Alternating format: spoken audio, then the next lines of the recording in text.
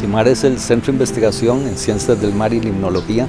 La limnología es la parte de agua dulce, es un centro de investigaciones acuáticas de la Universidad de Costa Rica. Lo que hacemos es estudiar mares, ríos, lagos, zonas profundas en todo el país, tanto en el Caribe como en el Pacífico.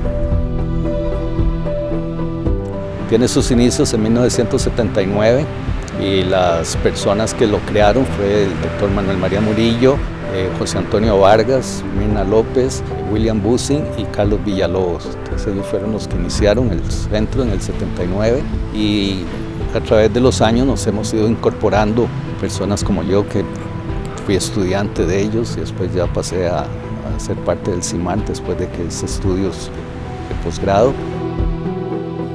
Ahora ya los alumnos nuestros son los que están tomando la batuta, entonces ya varios de mis estudiantes fueron estudiantes míos, ahora son los investigadores y a su vez ellos ya vienen formando toda otra nueva generación de investigadores.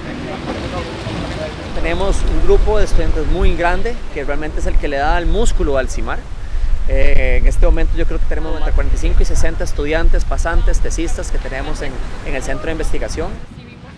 He aprendido muchísimo, he conocido muchos lugares, he aprendido todo sobre biodiversidad marina y el manejo costero.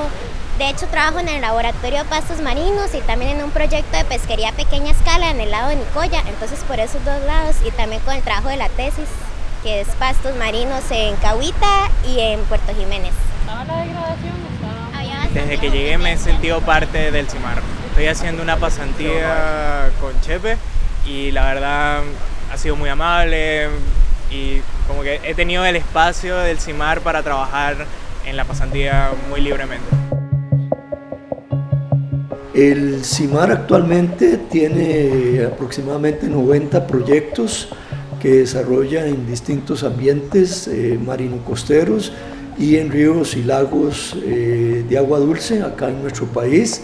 Tenemos proyectos sobre el impacto de la contaminación, especialmente contaminantes emergentes, es decir, contaminantes nuevos que estamos entendiendo cuál es el impacto de estos contaminantes en los organismos vivos.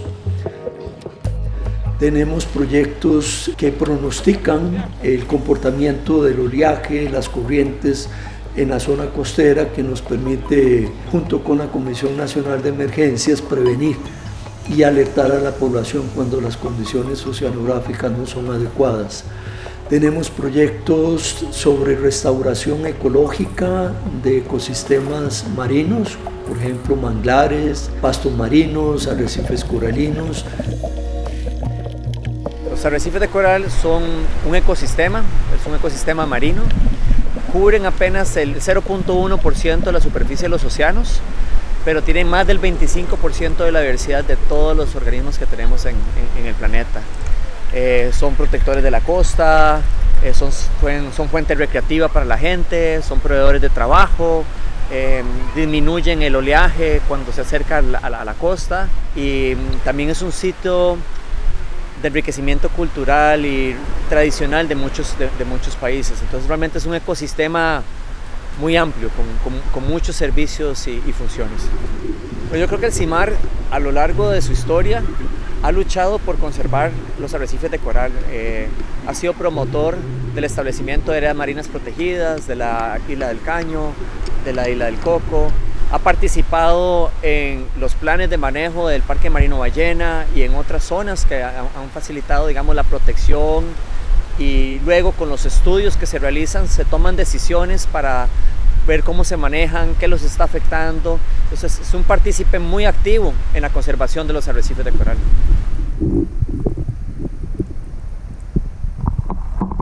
Los pastos marinos son plantas como nosotros tenemos en tierra, plantas vasculares, pero estos son plantas que pueden vivir sumergidas en el mar o en zonas salobres, como un poquito saladas. El CIMAR en realidad ha estudiado los pastos marinos y ha sido un líder regional para la investigación de pastos marinos desde la década de 1990 y más recientemente hemos impulsado muchísimo la investigación en pastos marinos en la costa pacífica, donde realmente las investigaciones del CIMAR son las líderes a nivel mundial en toda la región del Pacífico tropical oriental. Entonces sí estamos brindando muchísima información nueva y novedosa, además de los monitoreos a largo plazo que tenemos. Los pastos marinos son plantas y como tal, por medio de la fotosíntesis, sí almacenan CO2 o carbono en sus tejidos. Lo que sucede, y es lo que llamamos carbono azul, es que en los ambientes marino-costeros, estas plantas, mucho de ese carbono y otro que viene de otras partes, lo entierran en el suelo o sedimento. Y ahí lo pueden almacenar por cientos a miles de años. Entonces ahí estamos hablando de un almacenaje de carbono a largo plazo, y eso es lo que conocemos como carbono azul y ayuda en la mitigación del cambio climático.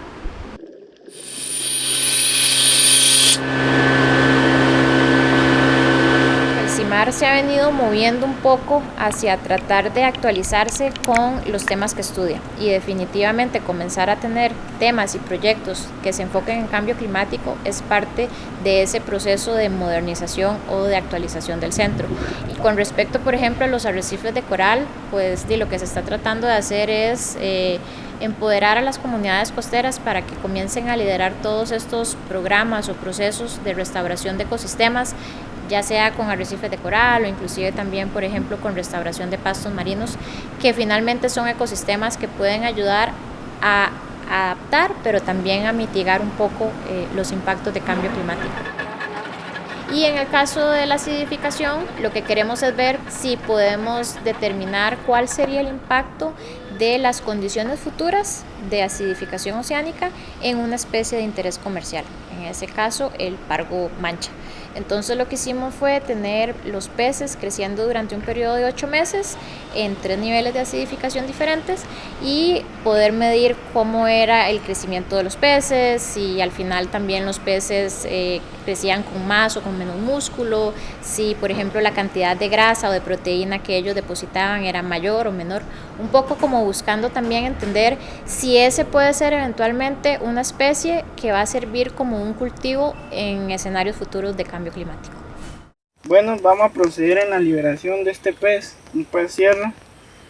Lo vamos a liberar ya que es una especie poco vista y hay que cuidar lo que es esta especie. Vamos a proceder a la liberación.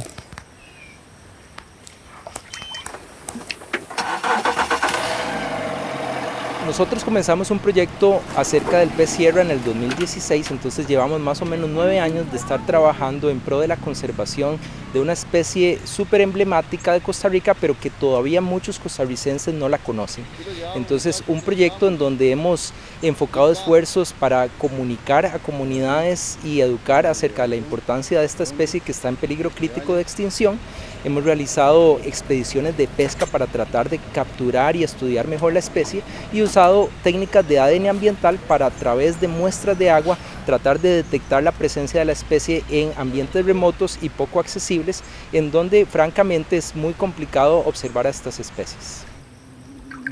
Cuando comenzamos este proyecto fue súper curioso porque no teníamos ni idea, ¿verdad?, de cuántos peces sierra había en Costa Rica, a dónde estaban distribuidos, y conforme fuimos avanzando y trabajando con comunidades nos enteramos de que ellos tenían un gran conocimiento acumulado de la especie que nos ayudó a entender mejor la distribución.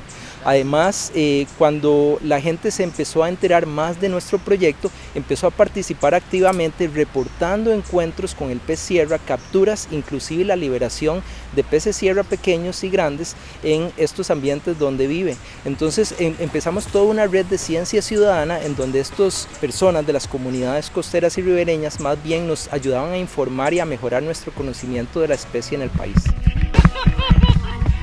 Liberación exitosa.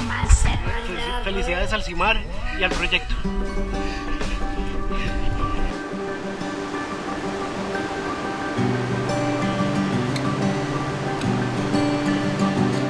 Desde sus inicios, el CIMAR siempre ha desarrollado investigaciones en el área de la limnología, que es el área de las aguadulces o aguas continentales. Estos incluyen investigaciones en ríos, quebradas, lagos, lagunas y desde el nivel del mar hasta las zonas muy altas, como por ejemplo en el Cerro de la Muerte, por mayores de los 3.000 metros. Los investigadores y las investigadoras vamos a estos sitios, ¿verdad? Tomamos muestras y se han realizado muchos estudios sobre la biodiversidad acuática, investigando los organismos que viven en estos ambientes. Esto incluye, por ejemplo, estudios de peces de agua dulce que se realizaron desde los muy inicios, desde el CIMAR. También estudios de plancton, zooplancton y fitoplancton, especialmente en los lagos. Y en los ríos nos especializamos sobre todo en el tema de los macroinvertebrados, que son organismos que viven adheridos al fondo, que son, por ejemplo, larvas de insectos como las libélulas o los mosquitos, y que estos se pueden utilizar para medir la salud del ecosistema. Nos funcionan como indicadores biológicos de la contaminación que pueden presentar estos ambientes.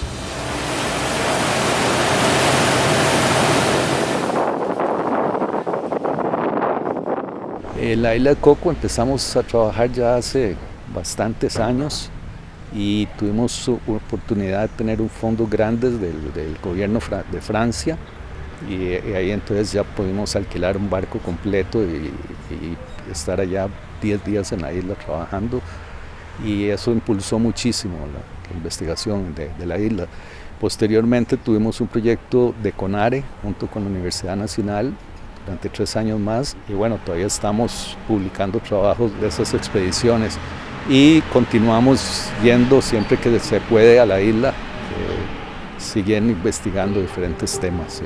Todos los trabajos son importantes que llevan a cabo los investigadores, pero el trabajo que lleva a cabo el doctor Eddie Gómez, sobre todo en el área de la dinámica de nutrimentos, de los contaminantes emergentes, es fundamental para efectivamente tener una idea sobre cuál es la salud en que se encuentran, por ejemplo, el Golfo de Nicoya, el Golfo Dulce, el Golfo de Papagayo, el Caribe Sur.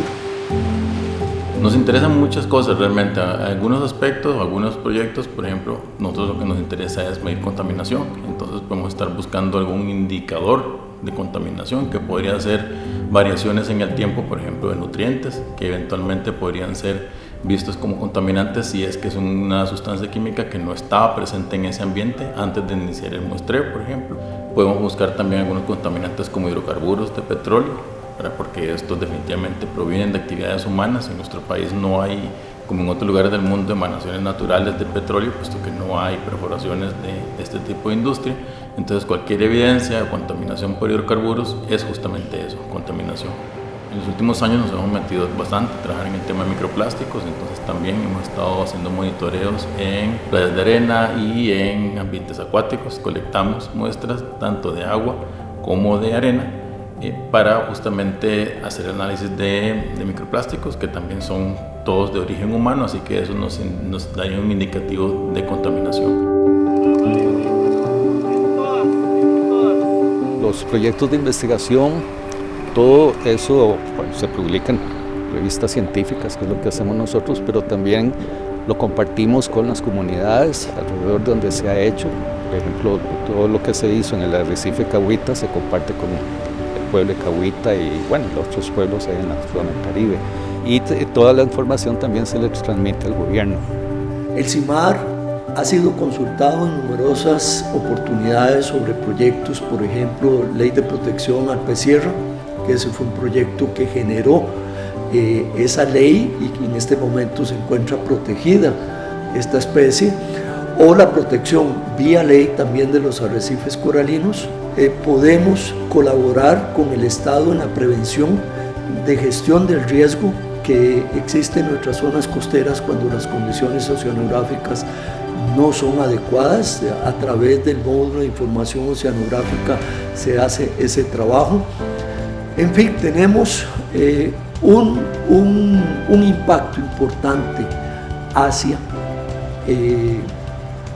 la política pública y creemos que tenemos que mantenernos vigilantes, ¿verdad?, para que esa política pública sea la adecuada, especialmente en cuanto al manejo de nuestros recursos marinos y dulceacuícolas en general.